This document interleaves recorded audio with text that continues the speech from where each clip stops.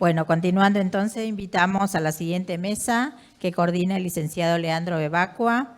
El título es Más allá del PAF, grandes retos en pequeños pulmones, asma en la infancia y calidad de vida. Los disertantes son el licenciado Bebacua y la licenciada Laura Rachisnenko. Adelante.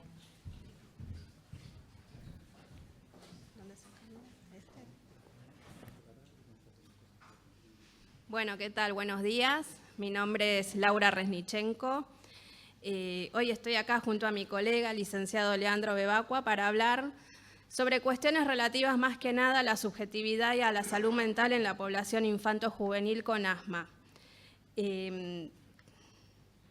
Bueno, brevemente resumiendo, porque bueno, muchos de acá ya saben qué es el asma. El asma bronquial es una de las enfermedades respiratorias de la infancia más frecuentes, crónicas, con todo el peso que eso tiene en alguien ¿no? menor, en la infancia, en la familia. Y los síntomas típicos incluyen tos seca persistente, especialmente nocturna, disnea, sibilancias, opresión torácica, y estos síntomas pueden ser intermitentes o persistentes y se agravan por diferentes variables, entre ellas infecciones virales, el ejercicio, alérgenos ambientales, cambios climáticos o estrés emocional. Como verán, son varios los factores que pueden desencadenar o exacerbar parte de la sintomatología asmática, por lo cual el niño cada vez más, no solamente el niño, también la familia va acotando el entorno de ese niño para mantenerlo seguro, generando más que cuidado y una calidad de vida, un cierto riesgo de sobreprotección a que esto termine dificultando quizás también una vía más saludable y una adherencia al tratamiento. Entonces es posible entender al asma infantil como una enfermedad multifactorial, donde el sistema inmune, el neuroendocrino y el contexto psicosocial interactúan permanentemente. Uno no es sin el otro. Donde hay una alteración en un área va a terminar afectando a la otra.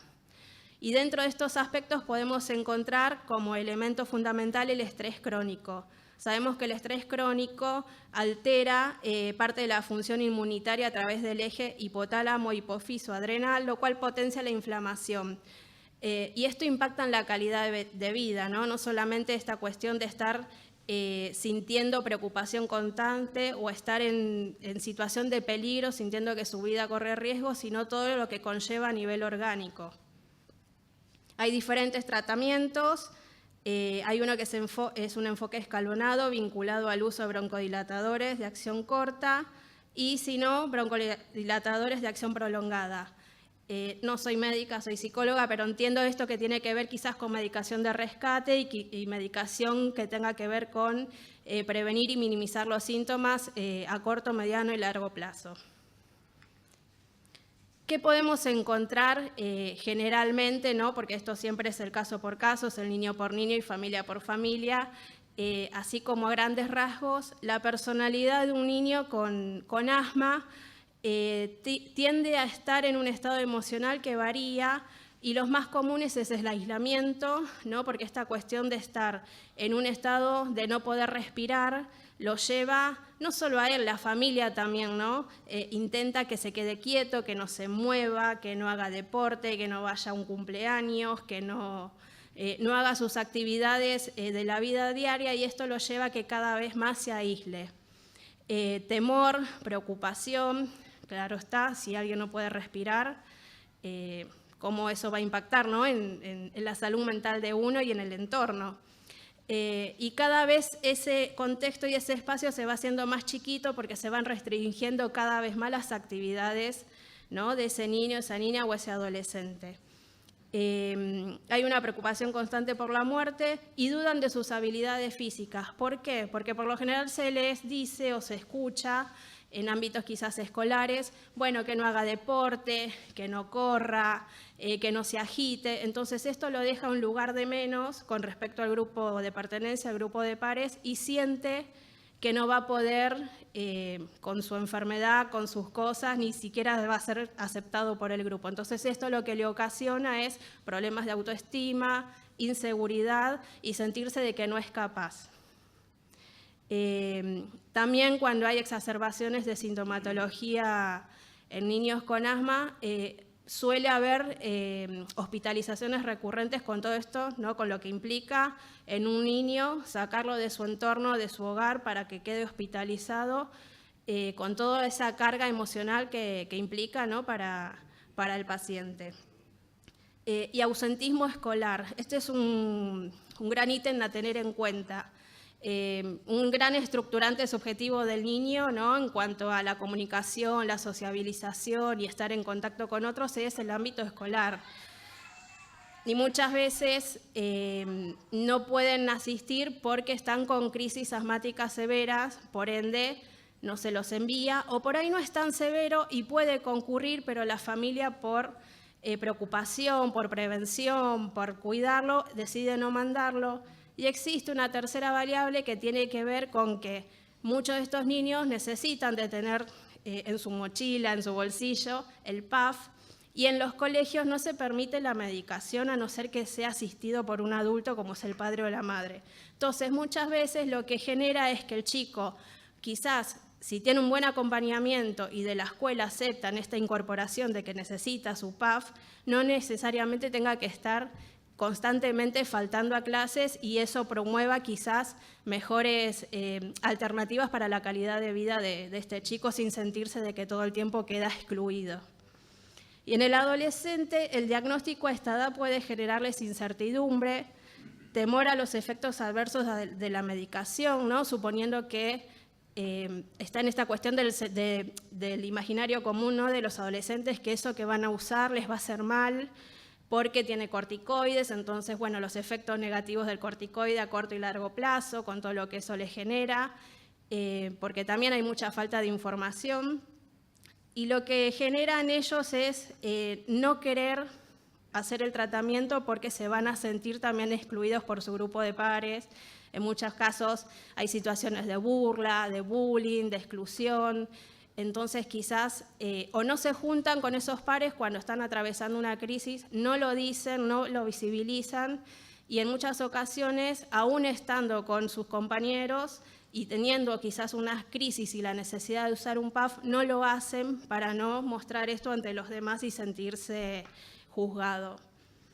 Entonces, bueno, está esta cuestión también de que no, el adulto quizás es el que lo pueda guiar, lo pueda informar y como es una etapa donde justamente el conflicto o la puesta de límites o el desafío del adulto es un poco más presente, no quieren recibir quizás de su padre o su madre una orientación para, no sé, acompañarlos a un especialista o que hagan un tratamiento que los va a ayudar en definitiva.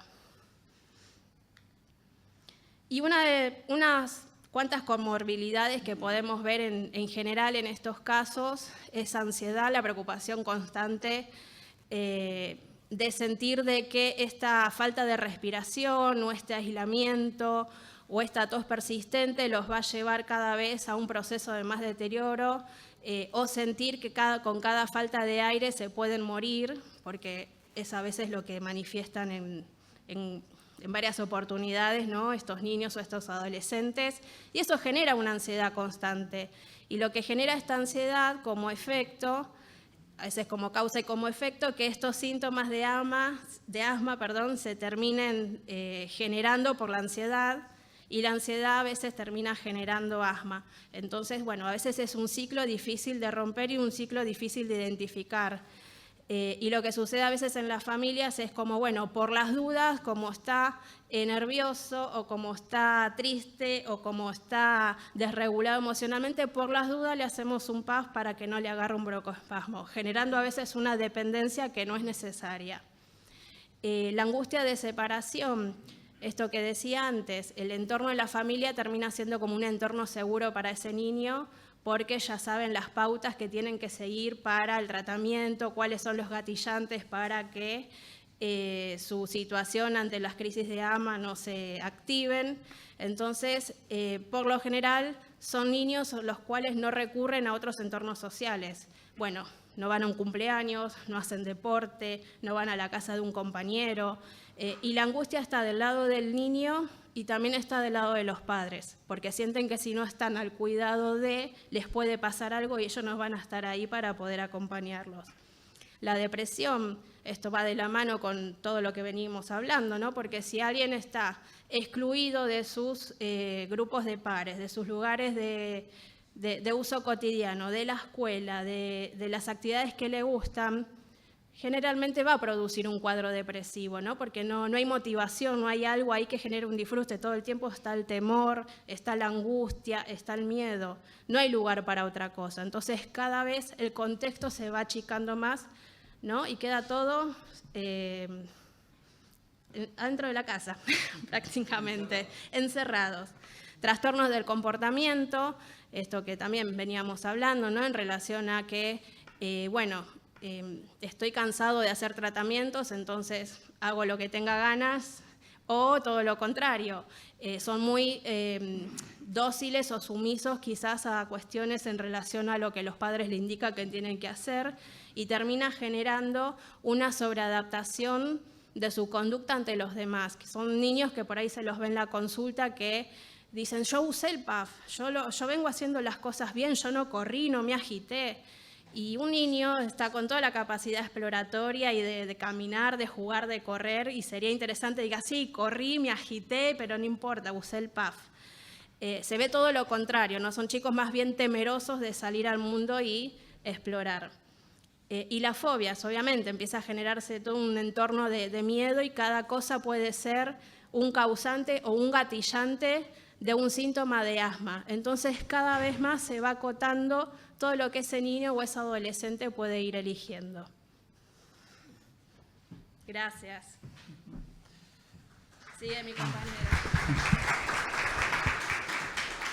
Bueno, a ver, ahí la idea ahora es hablar un poco sobre las familias de los pacientes asmáticos, porque como bien sabemos, la familia funciona como un regulador de los determinantes psicosociales. Por eso en los tratamientos integrales de los pacientes con asma se habla de la unidad paciente-familia. Esto se ha comprobado que el trabajo interdisciplinario, médico y psicólogo, disminuye la concurrencia a guardias, la concurrencia o el uso de medicamentos ante crisis. Entonces, de alguna manera, el tratamiento combinado ha probado, digamos, su efectividad. Ahora, ¿qué características nos podemos encontrar en la familia de los pacientes asmáticos? Bueno, en primer medida, un poco lo que podemos encontrar, me gusta mucho el dibujito que se pueden ver en los aeropuertos muchas veces, que es la madre con el chico con correa, que es un poco lo que se suele ver en relación al vínculo familiar, porque son familias que muchas veces presentan dificultades para reconocer los límites intergeneracionales, que muchas veces aparecen con dificultades para abordar los conflictos, bloquean la expresión de los desacuerdos. Eso genera que muchas veces los chicos no se sientan cómodos para expresar su malestar porque no le dan lugar a la expresión, y aparece también relacionado a esto lo que es la sobreprotección. No hagas esto, no hagas lo otro, lo cual altera el desarrollo de la autonomía del paciente porque se siente incapaz de poder afrontar las actividades o ir creciendo en su autonomía y en su individualidad. Salvador Minuchin ha establecido 4 indicadores o 4 características generales que podemos encontrar en las familias psicosomáticas, entre ellas de los pacientes asmáticos. La primera es el aglutinamiento. El aglutinamiento se caracteriza justamente por esta falta de límites claros, intergeneracionales e individuales. Eso establece un modo de vinculación intrusivo, donde no se reconoce la individualidad, donde no se reconoce justamente las limitantes o las capacidades en función de las edades. En relación a eso también aparece la hiperprotección recíproca, en donde ante la situación, digamos, de la sintomatología asmática, todo el movimiento familiar empieza a estar centrado en el paciente asmático. Todo el centro, toda la atención de la familia solo se centra, y aparece también una constitución de una identidad en base a esa patología. En relación a esto también podemos encontrar la rigidez.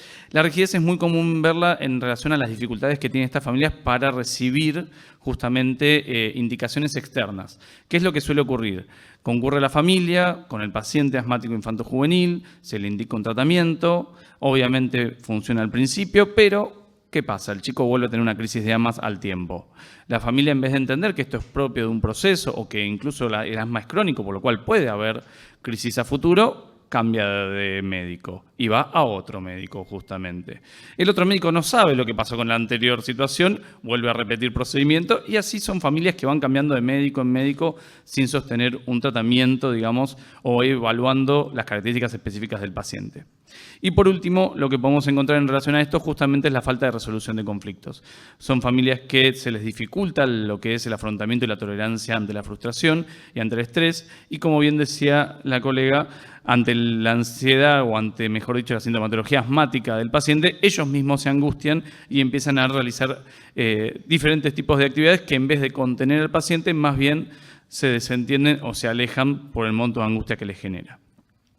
Es por eso que frente a esto es necesario entender que el abordaje de los pacientes asmáticos debe ser de manera integral, formado primero por equipos interdisciplinarios que impliquen médicos, psicólogos, pero también enfermeros, profesores de educación física que regulen la actividad en base a la sintomatología asmática y entendiendo que el abordaje en sí comprende tanto lo que es la sintomatología orgánica como el desarrollo subjetivo y los aspectos vinculares familiares. Por eso hablamos siempre de la unidad paciente-familia.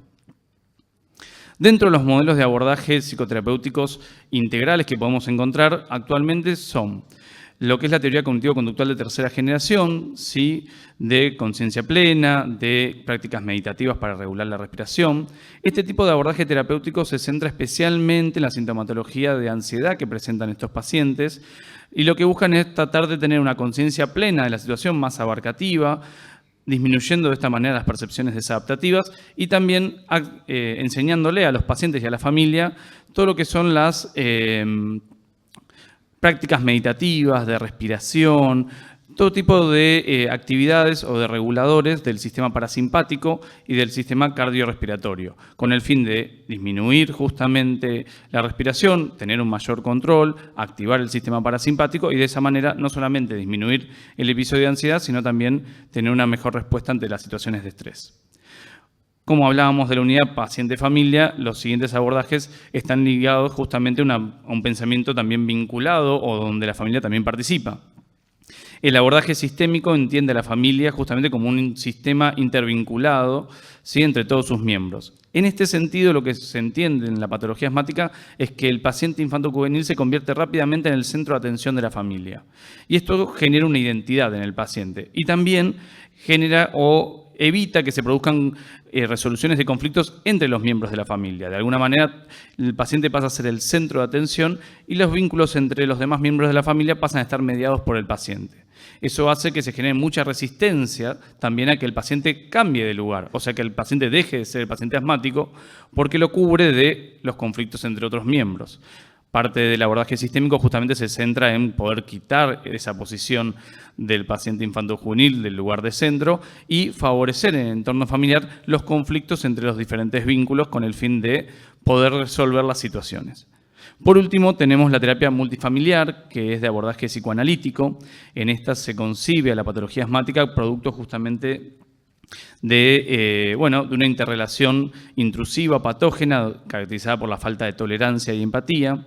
Desde esta lectura se entiende a la sintomatología asmática como un mensaje sin palabras. Entonces, lo que se busca junto con la familia es de enseñarle a los padres a entender las necesidades biopsicosociales del paciente infanto-juvenil en función de estos sentimientos de angustia, de ansiedad, y también acompañar al paciente infantil en el sentimiento de angustia que le genera la sintomatología asmática. Como bien decía, esta sensación de muerte que aparece ante el ahogo. Y junto con ello también a entender la tolerancia a la frustración que deben desarrollar frente a la falta de control muchas veces de la presencia de la crisis asmática.